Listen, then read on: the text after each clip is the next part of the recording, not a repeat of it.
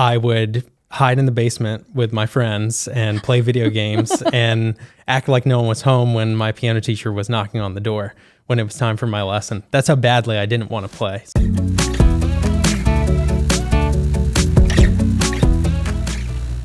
Alex, thank you so much for being on What's Mine Is Yours. Hey, Tiffany, thank you so much. I'm happy to be here. Yeah, you are actually my first studio musician that I've had on the show. So I'm actually pretty excited about that. That's a lot of pressure for me, but hopefully I can represent to the best of my ability.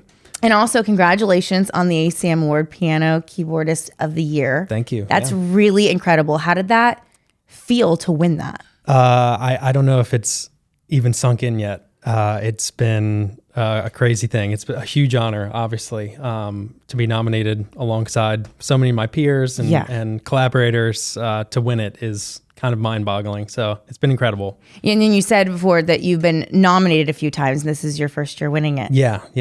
Yep. So I've been nominated 3 times before, but my first win. So special. Yeah. And I hate to, this is probably an inappropriate question sometimes asked, but how old are you? I'm 36. Wow. At 36. Yeah.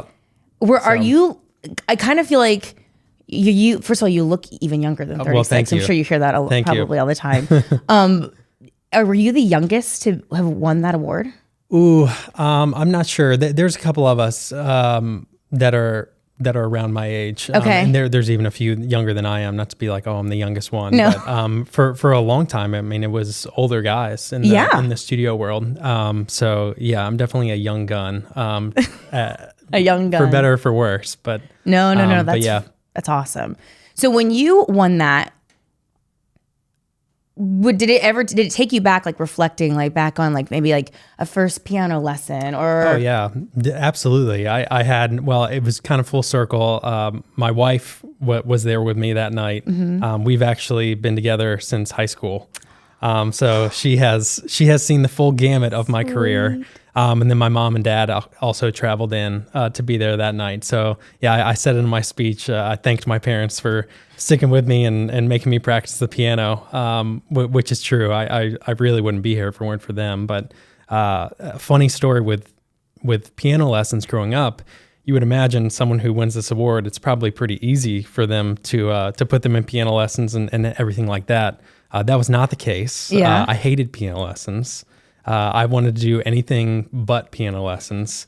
And very famously in my family, growing up, I had a piano teacher that would come to my house after I got home from school. My parents were working, so I would come home from school and the piano teacher would show up and it would be time for my lesson. Mm-hmm. Well, most of the time, I would hide in the basement with my friends and play video games and act like no one was home when my piano teacher was knocking on the door when it was time for my lesson. That's how badly I didn't want to play. So, okay, but how old were you? I mean, that's yeah, this is, I was probably either middle school or early high school. Nobody wants to do it at that time. Exactly. I was, classically trained. So I was, playing music that I had no care or interest in. But, as with anything, it's like you have to do that stuff. You have to kind of get the basics and learn that way. But yeah, as a teenage boy, that was not on my priority list. I mean, I'm sure you're thankful for it now, but when you're in that moment, it's like, that's the last thing you want to be doing after school. Yeah, exactly. I just wanted to do what I wanted to be doing. And I had also started picking up guitar because I was like, oh, I want to play guitar and, play songs that I hear on the radio. I didn't want to play classical piano. Like, that's not cool at all. I can't get girls that way. Well, I don't know. Piano's got to be one of my favorite things to hear. But what would be the first song that you heard, like a piece like that was a piano where you're like, it mesmerized you? Yeah, well, it started really early for me. I play by ear. I can read music and do everything like that. But really my journey with piano started by hearing things around me. And we had a piano in the house. My grandma played piano. My uncle played piano, so I was always around it. Okay. And my mom famously tells a story where, we would have Jeopardy on in the next room and I would just kind of walk over to the piano and start playing the Jeopardy theme song because I just wanted to, I was like, I think I can figure that out. And I was doing this, at 6-7 years old. So, wow. So yeah, it kind of all started that way. And then they were like, well, I think we should put him in piano lessons. So for sure started like that. Well, talk about like a God-given like talent. Yeah, for sure. Because I mean, most people, I mean, I kind of feel like when you talk to people who are in this profession realistically, it is a very similar situation. It's like they didn't have any natural gift first and then they just go and learn it. They were like, most people I feel like have some kind of a natural God-given talent first and then they go, okay. Like we all like things that we're good at naturally. So that would well, sure. And to say that I was good at it then is maybe an overstatement. I think it definitely was the spark and the catalyst to at least get me to push through those classical piano lessons, at least maybe more so than I would have had I not kind of had that interest. For sure. Well, now looking back on, I mean, you're only 36 years old and you've already accomplished so much in this profession. You've been a part of some of people's most famously favorite songs in country music. Yeah. When you reflect back on that now, when did you realize like, okay, this is what I'm going to do for a living? Man, if I had an easy, straight ahead answer, I wish I could give it right now. That's okay. We got some time. Yeah. My honest answer is I never really knew. I just knew that I wanted to be in this town and doing something. Okay. So I actually, I studied at Berklee College of Music. I was a music business major. I had all intentions of being on the business side of things. I love that element of this crazy music industry, still do. Yeah. And that's just where I thought that I was going to end up. I ended up moving down here and working as a booking agent. And I also spent some time backing up some artists. I would play guitar, I'd play piano, basically whatever they needed, would sing background vocals, just anything to just be working and music. So yeah, to be like, oh, I wanted to move down here and be a studio musician would be a lie, because honestly, I didn't even know that was necessarily a job that you could have. But as kind of time went on, I had more opportunity to do that and knew right away that that's kind of where I wanted to end up, however I could get there. Wow. How would you describe, because your main instrument that you play, I know you play so many, but because the main one is piano, how would you describe Alex Wright's piano style? Oh, man. I think it's all over the map. Being a studio musician is kind of like being a chameleon. It is. I have to be someone different almost every day. So I think that would be it. Sometimes I can play, a 90s country ballad on piano and you'd be like, oh, it sounds like this guy's 65 years old. And then, other times I need to be, a 16-year-old kid in his bedroom with an iMac and a hope and prayer, I guess. So it's kind of all over the map. But if Alex could be something, though, what would Alex do? Honestly, that's funny you say that. Like, if you had me sit down on a piano, it's kind of hard for me to be like, oh, this is my thing, because I'm so accustomed to that. Yeah. But, I love melodies. I love anything that's melodic. I love sounds. I love textures. A lot of what I bring to the table is using a wide variety of instruments, whether that be piano or Hammond organ or synthesizers, kind of combining all of them into something that, can hopefully lift a song at the end of the day. For sure. So I know we were talking about before we started about how many number ones you've been on. Yeah. You said it's probably around 25 to 27. Yeah. I think 27 at the current moment. Oh my gosh. And probably in a week, it'll be the next one. So when you go into a session, between what would you say the difference is between a good session and then one where you end up finding out that became a number one song? So do you feel there is a difference in the room that day when you go back and you reflect on maybe two different times? Yes and no. Okay. I wish I could say, oh, when I hear a number one, I know it's a number one. Sometimes yes, sometimes no. A great example of that, I remember we were in the studio with Jordan Davis, and we were cutting his song Next Thing You Know. And it had been written over the weekend. They brought it in. It was first thing Monday morning.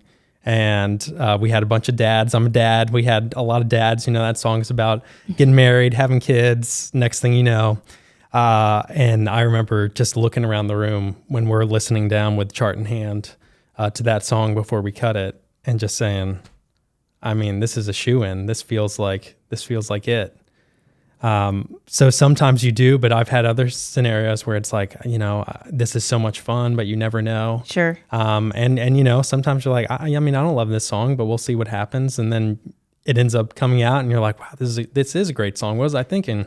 All right. What's one where you felt like, hey, this is good, but I'm not sure. And then it ended up just blowing your mind. I mean, most of them, honestly, because again, you just never know. There's so many factors that go into a song ringing the bell.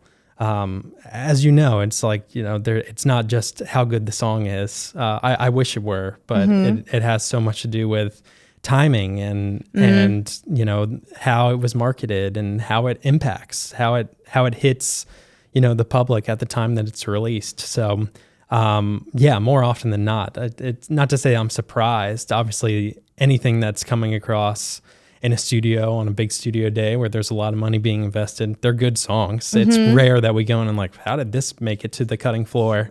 There's a lot of filters by the time that it gets down to, okay, we have a 7-piece band, an engineer, an assistant, a producer.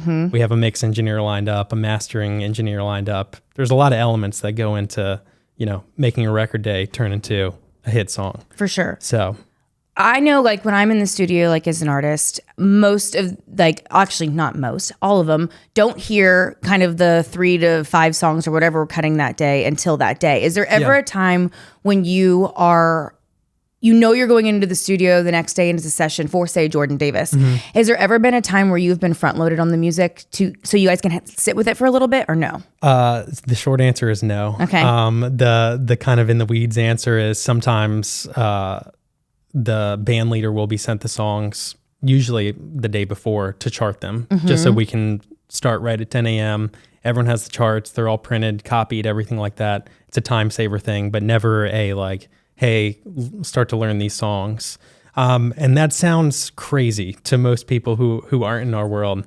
But it's a great thing because we can just have that quick reaction of what's the first thing that you hear? What does this inspire you? And you can feel that song right in the moment that you're experiencing it. I mean, if I played on a song for you today and I played on that same song a month from now, I would probably approach it differently, even if you played me the same exact thing, just based on how I'm feeling that day. It's so immediate that element of surprise, not that it's surprise. We obviously know that we're going to hear a new song, but that element of the recording process is pretty special. And I think part of what makes, everything that comes out of Music City special. So take us behind the curtain a little bit on a session day. Are you feeling more excited, or sometimes do you feel under pressure when you know it's a session going in with like an A-list artist?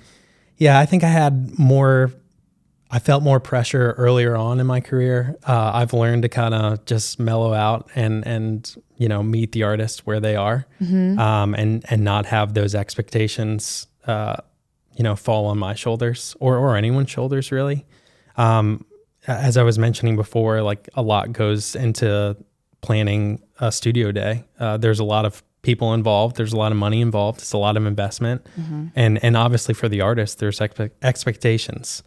No one's booking all the session times and players and everything being like, well, I hope that we can get this song to burn out in the 50s. Like, we're all swinging for the fences, Yeah. So yeah, there's inherent pressures.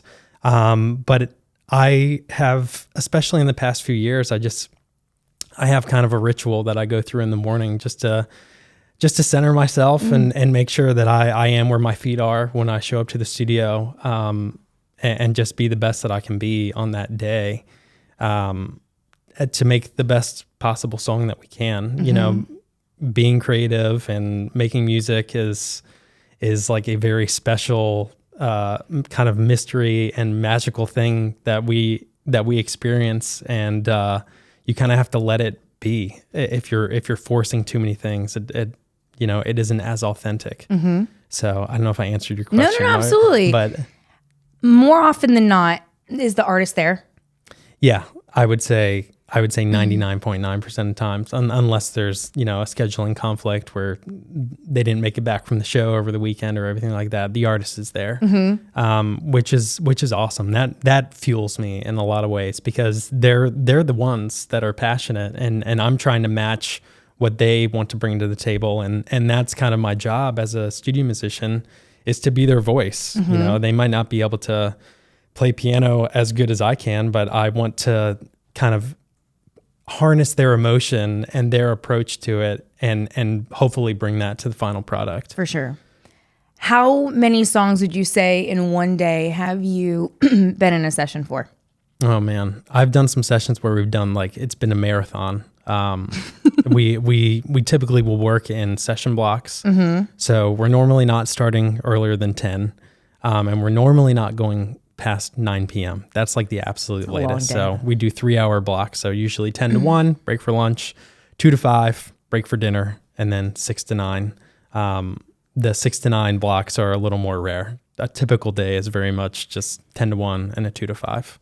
But, early on in my career, we will have some of these sessions, they'll call them slam sessions, and they will just kind of be like a cattle call of whoever needs a song. And some of those have, dozens of songs, truly, just like one after another. So, has there ever been a time where your piano part has completely shifted the way the song has gone?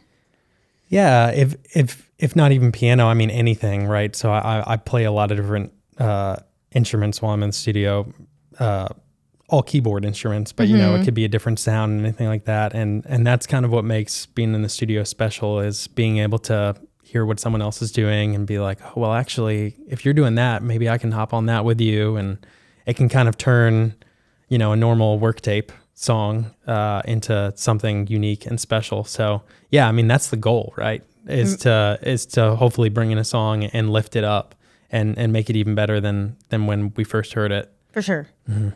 What would you say is the most emotional reaction you've gotten from an artist from something that you've played? Yeah, I probably tears. It's an emotional space. It's kind of a safe place. It's not too different from a writing room. Like a lot of these guys in the studio world, we've played on lots of music. We get to know the artists over the course of their careers. Obviously, there's been artists that I've played. Some artists I've played the very first things that they've ever released, and I still play with them years later. So it's like there's a rapport, and yeah, that's what you're hoping for. You're on those sad songs, you want it to be as sad as possible. On those happy, upbeat songs, you want to feel like it's a party. So usually the mood in the room reflects that, at least if we're doing it right. Okay, so going back to speaking of that, because what was the first big artist that you remember being on their song? Yeah, I have two answers to this. The first artist that I remember being like, oh my gosh, how am I here? Yeah. Was Lady A. Okay, amazing. That was one of the first sessions, and they were all there. Charles is in the control room, and he's telling us what to do, and I'm sitting there just being like, oh my gosh, this is crazy, pinch me moment. I grew up kind of listening to everything, and country was always a splash. I grew up in the Northeast, so I'm not a true Southerner, but yeah, me neither. It's okay. But Lady A, when they first came out, I was on it. So I remember being in college listening to their first record, then Need You Now came out, and it was like just a huge musical moment for me, being like, oh my gosh, this is amazing. These harmonies, like. Sometimes country would get a bad rap. It's maybe now not so much as it did then, but I was like, oh, they're all just, rednecks singing about trucks and beers and everything. And it was like, well, then what's this? What is Need You Now? This is like an incredible song. So that one is one that I always look back to as like, wow, that was my first like pinch me. I'm literally here with these people that, shaped my love for country music. How old were you for that? This was I was probably in my mid 20s. Wow. So late 20s. That is massive pinch me. That's so crazy. it was half like, this is so cool. And the other half was like, why am I here? I'm about to throw up. So, But to my second part to your question, some of the first recording that I ever did was with a producer and writer named Jordan Schmidt. And he asked me to play on a record for a guy that I didn't know named Mitchell Tenpenny. And I said, okay, absolutely. I didn't care what it was at that point. I wanted to do it. So I remember going into the studio, recording with Mitchell and hearing his voice and hearing those songs and saying, I'll push in all my chips. This guy's going to be huge. This is like incredible music. What a voice. Just a great guy to be around. So I played on his first EP before he got signed, and then have played on, I'm pretty sure, every single recording up until today. Wow. So he's one of the guys. He's my ride or die. So, and Jordan Schmidt as well. I've worked with Jordan for a long time. So those guys are ones that they ask me to do anything, I'm there, because I probably wouldn't be here without those guys. Well, I think a lot of people, I mention this all the time when it comes to at least this genre, is the loyalty within country music is huge. And the community you build and relationships.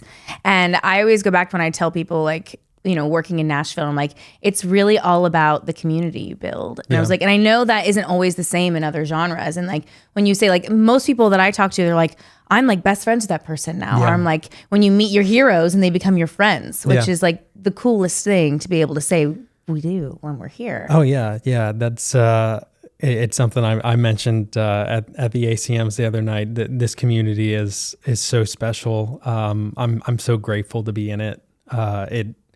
It challenges me. It inspires me. It makes me better. It's just been one of the greatest things to be a part of. And I mean, it's everything, right? So it's what makes Nashville Music City. Yeah. What was the first number one you were on? My first number one was Mitchell Tenpenny. Mitchell? Was it Drunk Me? It was Drunk Me. Yeah. So that was my first number one, which made it extra special. So that was Jordan Schmidt's first number one as a producer. I'm not sure if it was as a writer, but that was Mitchell's first number one as an artist. Wow. So yeah, that's another reason I have the plaque on my wall of Drunk Me, and really cool. that one will be up there forever. So it's really cool. one that's so special to me, and Mitch has just been a great friend over the years, and then Jordan as well. Jordan's been one of my absolute muses, musical partner, and just someone I love working with, and it's been so fun to watch him just have tons of success and number ones and everything. So that's really cool. I think I remember reading and seeing that you used to tour, right? Yes. Okay. Yeah. So what made you want to stop being more of a touring musician and be in the studio more? Yeah. Those are very two different animals. And I would love for people who don't really understand the difference between the two of them, for you to kind of like highlight some of the major differences. Yeah, absolutely. So strangely enough, a lot of people think that the touring bands that you see, if you go see Luke Bryan in concert, are the same people that are playing on his records. That is not the case. Yep. For a multitude of reasons, the touring side of the music industry and the recording side of the industry are largely different people. There are some overlaps, right? So you have a couple people, but more often than not, they're separate. And there's a lot of reasons for that. Number one being the touring guys, especially at the top level, are gone most of the time. Yep. And then on the flip side of that, the guys who are working on sessions can't go and hop on a bus. I'm in the studio. I can't leave. So yeah, that's kind of been the one thing that's like, I think I'm still explaining that to my parents. Like, there's a clean divide here. Yeah. So yeah, but, my story with touring, I was out for a long time, with a multitude of artists, but the biggest artist that I was out with was Brett Eldridge. Okay. I toured with him for a number of years, and, it was a hard story for me at the time. And it's a huge part of my story now, is that that ended for me, not by my choice. I was fired from that gig. Were you? Yeah, I was. And it was out of the blue, and it was shocking to me, and it kind of turned my whole life around, honestly. It was a dark year, wow. Truly. But I knew then I would have kept touring if that decision wasn't made for me.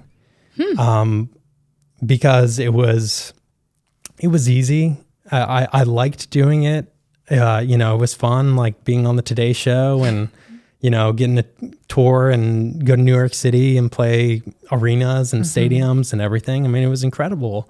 And the pay was good. I could count on it. But when that ended, there was something in me that said, I don't think I want to do that again. And I was married at the time. We had talked about having kids. It's hard to be on the road. I have a lot of friends who are dads and moms who tour, and they do it incredibly well. I didn't see that for myself. For sure. And I always didn't know if there was room for me at the table in the recording world. Because there's so many great people doing it. It's hard to be on the other side of it's the same industry, but a whole different side of the industry, looking at all these people recording on great songs and, staying busy and recording all these number ones and saying, oh, well, I'm just going to be able to slide in there. I was being realistic, just thinking that's probably, a hard thing for me to break into. But I just kind of took it a day at a time. I remember calling Jordan Schmidt, who I'd been working with. This is before he had a publishing deal or had anything to his name. And I was like, Jordan, this all just like crumbled on me. Am I good enough to be in the recording world? Like, could I do this for a living? And he tells me now, he was on the other end of the phone, being like, yes. So great, because that meant I was going to be more available for him. So I just kind of took it like that, a day at a time. I think when you're faced with something as daunting as, breaking into a recording industry or breaking into any facet of this music industry, you just kind of do it one step at a time. You can't be like, oh, okay, well, I'm going to step in and I'm going to win an ACM. No, you got to be like, I'm going to record on something. I don't care who it is. Like, I'm going to just start. So yeah, that's kind of how I went from touring to recording. Wow. I mean, it wasn't your choice, but it's interesting how sometimes things that you don't realize you need is something that was always the plan and what you needed all along. Yeah. I mean, looking back at it, obviously hindsight is 2020, but I just realized how much more fulfilled I am being able to be super creative. I mean, again, I loved touring. I enjoyed doing it, but at the end of the day, I was playing the same song over and over every single night, right? I'm playing the same 12 songs, 15 songs, whatever it may be. I'm playing the same exact part. And I always had this, other side of me that was creative and wanted to innovate and do all those things that I was really able to unleash and fully embody once I got into the recording world. Well, I was just about to say, did you feel like it was stifling your lack of creativity? I didn't feel like it at the time because it was so fun and I was around people who were so talented. I mean, at that point in my life, it was by far the most talented people I'd ever played with. I'm dealing with a very high level management team and artist and, they're bringing songwriters on the road and I'm getting to meet them. So it never felt like, oh, this is like not enough for me, because it was in a lot of ways. There was just a lot that I didn't necessarily know that I was missing out on. But no, again, if it was up to me, I'd probably still be out there, Okay, so that leads me to my next question. In a dream world, if you could have it all, right? And still be able to be a present father, husband, all the things, even though we know we can't do it all. Yeah. But if you could, who would you want to be out on the road with? No one. That's my answer. So I know that I just contradicted everything I said, but knowing what I know now, I just love, and this is the main thing too. Obviously, when I was touring, I was out with one person. So when you're on a high level gig, you're not able to kind of branch out and do other things. Right. Maybe here and there, but largely you're out with one person. You're out with one artist. You're playing that artist's songs. And, when you're not on the road with them, you want to be, doing something else, not music related. Being a studio musician, my day is different every single day. Sure. Okay. So I can be playing with Luke Bryan and then the next week be playing with Ashley Cook and then Mitchell Tenpenny and then Jordan Davis. I'm bouncing all around. Right. So, that fulfills me more than anything. Okay. Kind of going back to what we first Sure. talked about, being a chameleon. I feel most fulfilled when I can just kind of bounce around and be, a different character every day. So in my playing, I'm still me. I can't change that element of it, but being able to just kind of creatively jump around a bit keeps my brain happy. Well, and you've also played on a few award shows, right? Yeah. So what is that like compared to being on tour? Yeah. It's different. And typically multiple artists. So what you're speaking of, I've done a couple house band gigs for some of these televised award shows and everything like that. So I've done like the ACMs we did this past year. I did the Opry 100th anniversary show in the beginning of the year.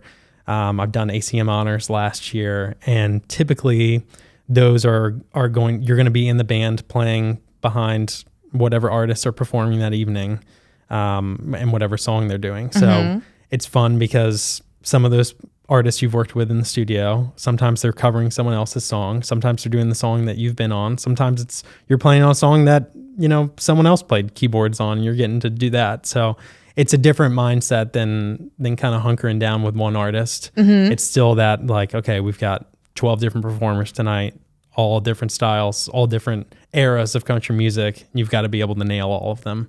So it's fun. It's a fun challenge. That the Opry 100 show was truly a highlight of my life. Being there for that night in the Opry House, honoring all those who have come before and will come after me to represent the Opry was just an incredible night. So a little daunting, but man, one of the most fun shows, truly. And I got to share that with a lot of other studio musicians who got to play in the band that night, friends of mine, and just some of the best musicians in the world. So it was a lot of fun. That's another pinch me moment. I mean, that's a big deal. No, truly. Just to represent, the history of the Opry is daunting. If you think too much about it, you'll pass out. So you just have to get up there and do it, and just, take a deep breath and let it roll. Going back to being in the studio, what would you say is one of your like biggest highlight moments in the studio that you've had so far in your career, or maybe one of the most surprising moments you've had? Man, that's a great question. It's hard to whittle it down, but again, the reason why I want to get up in the morning and go back into the studio is just making something great that hopefully will outlive me with people I love. And I'm so grateful to get to do that. Again, the session community is pretty small. There's not a ton of us, and it's a brotherhood and sisterhood. We all know each other. We know our tendencies, we know our weaknesses, and we all kind of lift each other up.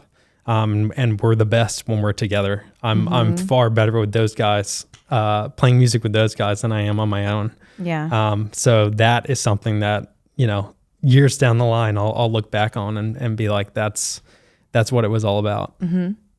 What's a song that you've been on that you'd say has changed your life? Probably Drunk Me. I mean, just being the first one.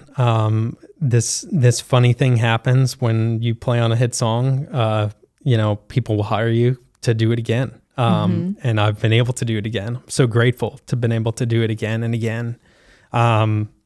That's been one that I just always look back on and think it all kind of started there. So it's one that I'll always cherish. So many. I mean, next thing you know, Jordan Davis, that won Song of the Year at the CMAs a couple years ago.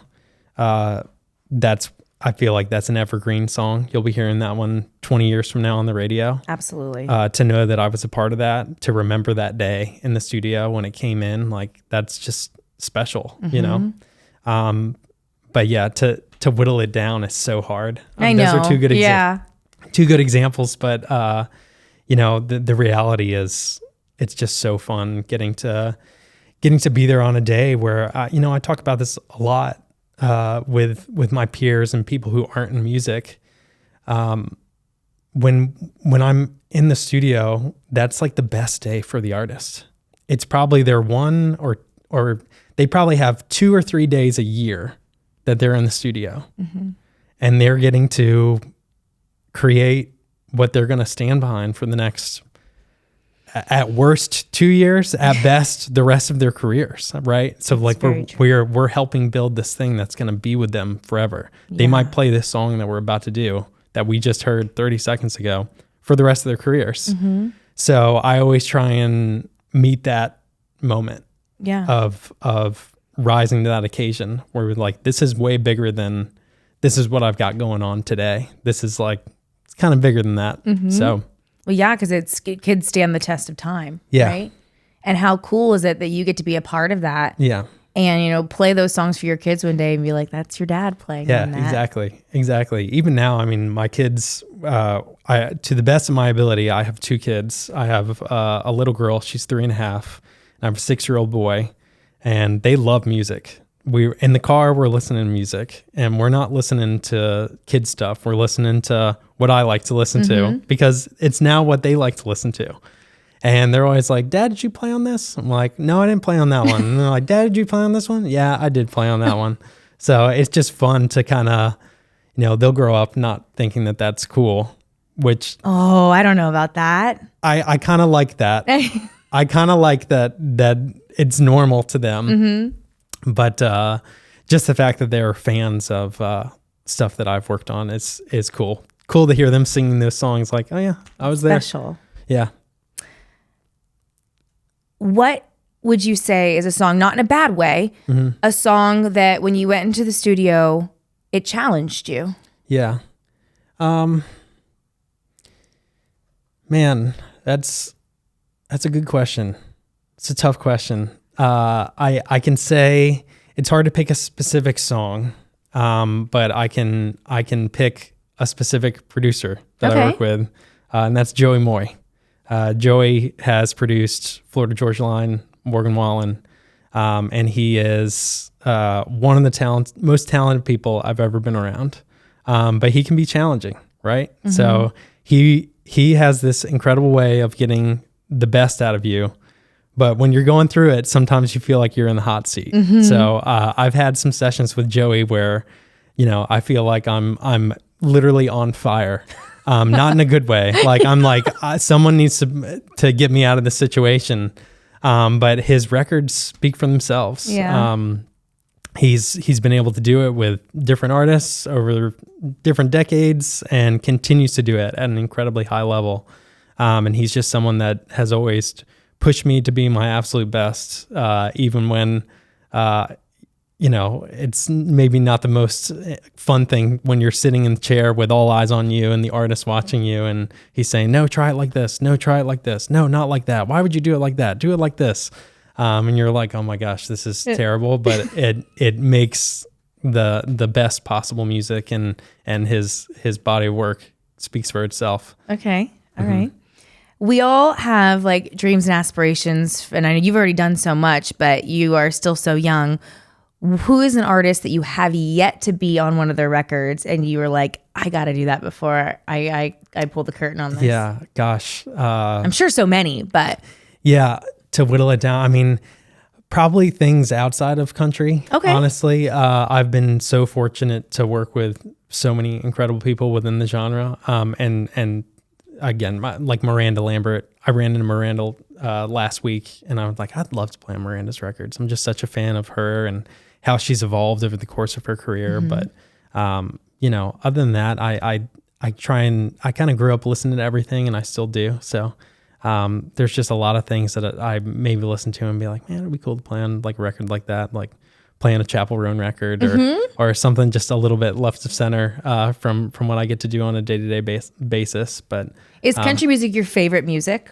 Yeah, for what I do, I think I'm the best at it. It suits my skill set the best out of everything. But to say that's my favorite music is, I mean, certainly it is. But I'm in it so often that I feel like I listen to country music the least. Even though if you looked at my week, I am absolutely listening to country music the most. But when I'm like in the car, I'm not like, you know what? I just played country music for 12 hours. let's hear what's going on Hot Country. You know, it's like I'm not going towards that. I know that's a common theme. Very common with a lot of people working in this industry.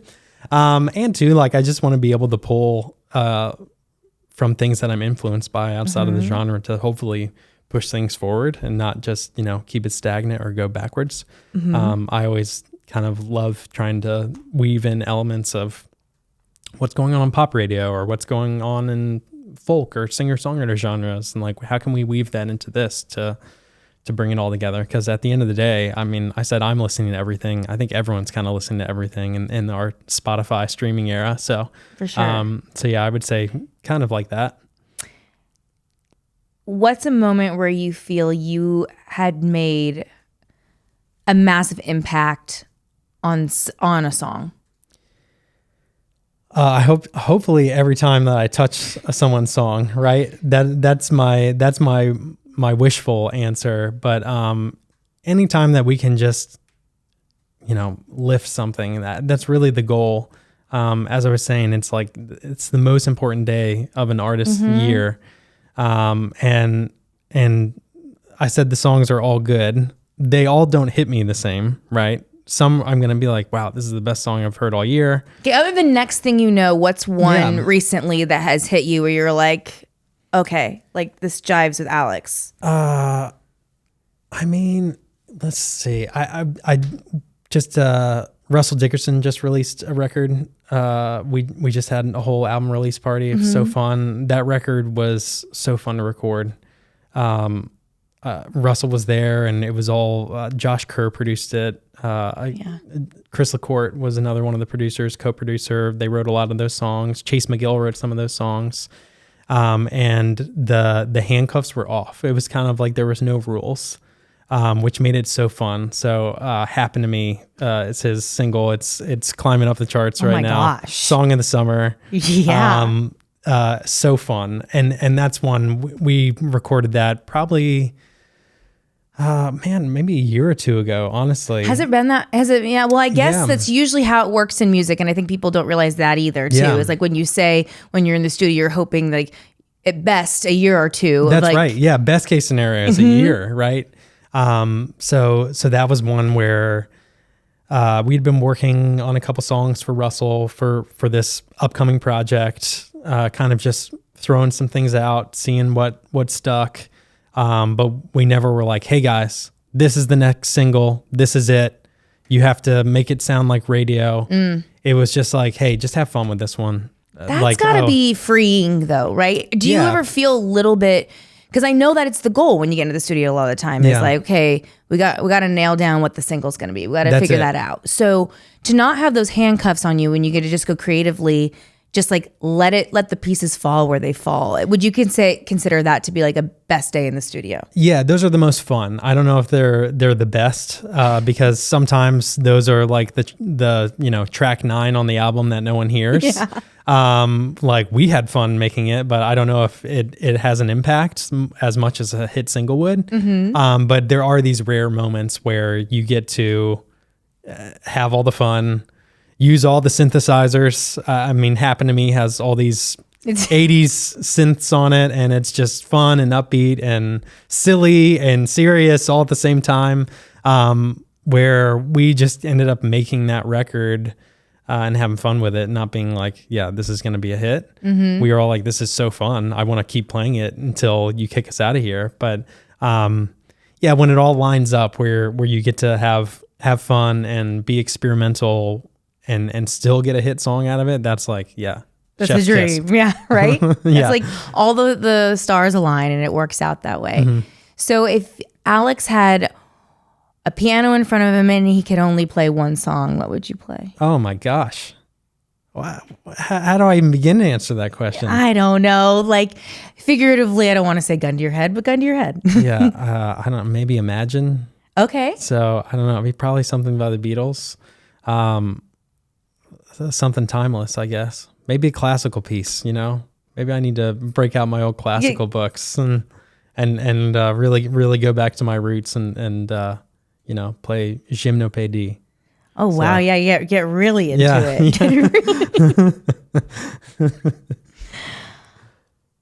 What what kind of advice would you give someone who wants to do what you do? Because this is not for the faint of heart. Yeah, none of it is, right? Yeah. I kind of spoke on it before. It's just take it one step at a time. It's far too overwhelming to,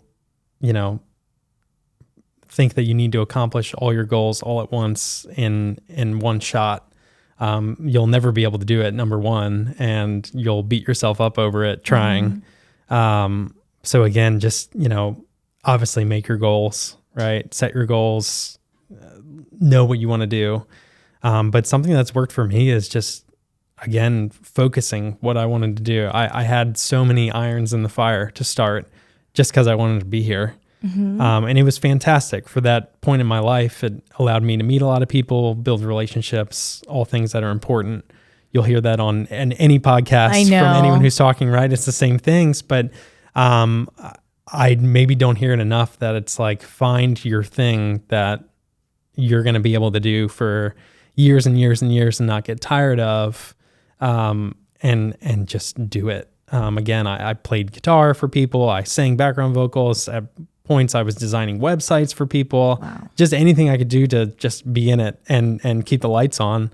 And it wasn't until I was like, okay, I just want to do keyboards. Like, that's all I want to do. I just want to play on records. I don't want to do shows and do this and, kind of try and do everything. I want to do this one thing and do it to the best of my ability and just, scratch every inch of what it could be for me. That's kind of where momentum really started in my career. So I would say that just one step at a time, have your big goals, but really just set a goal for like, what are you going to accomplish this week? You have nothing on your calendar. This was me for a long time. I'm a session musician. I have nothing to play on. How do you fill your time? You get better. You practice. You work on sounds. You work on your tones. You listen to other records. You look at the charts, see what's working. What are you hearing on those records? This is all things I did when I just didn't have somewhere to be.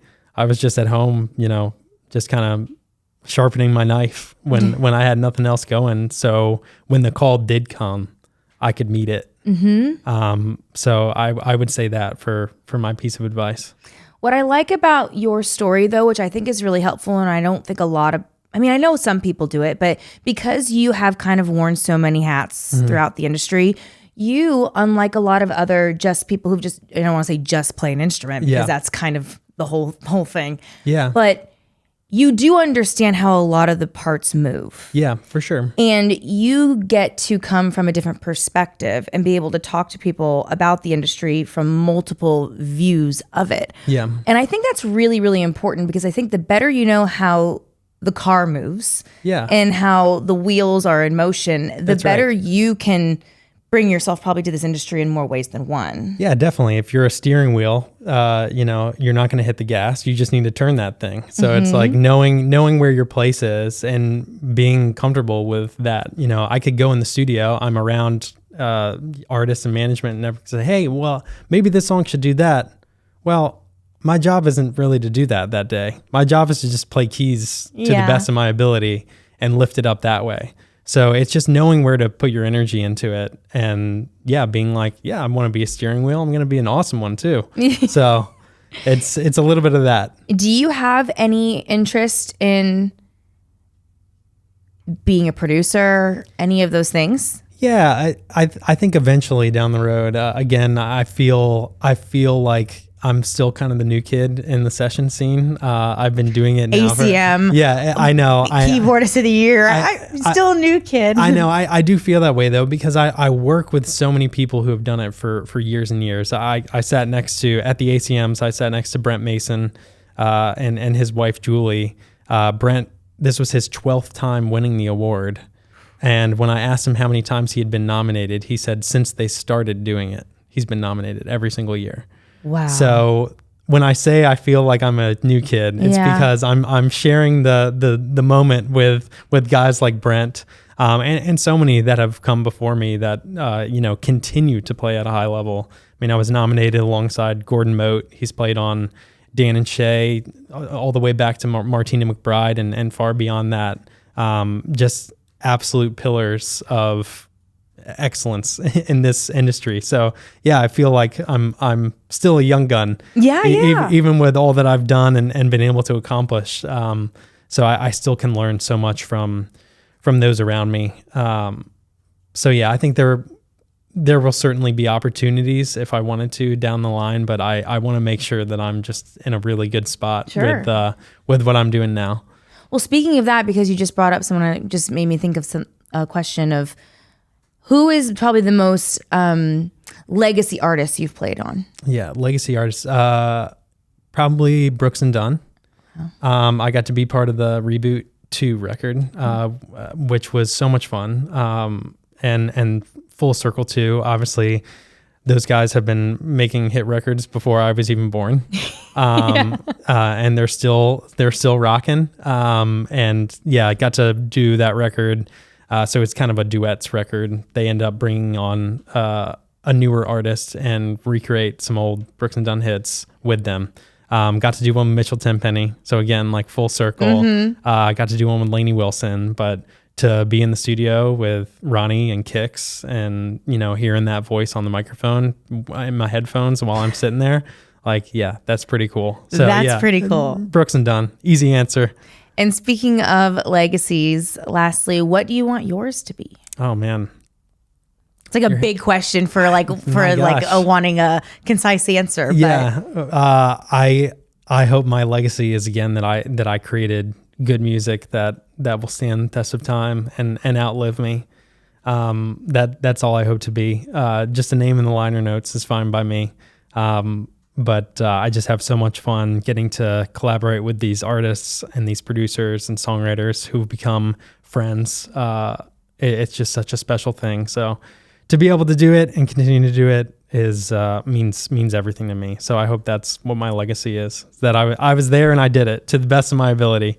That's amazing. Well, thank you, Alex, so much. Tiffany, congratulations on ACM Award and 25, 27 and counting number ones. Yeah. That's incredible. So thank you so much for being on What's Mine Is Yours. Oh, well, this is so fun. Thanks for having me. This has been a blast. Anytime.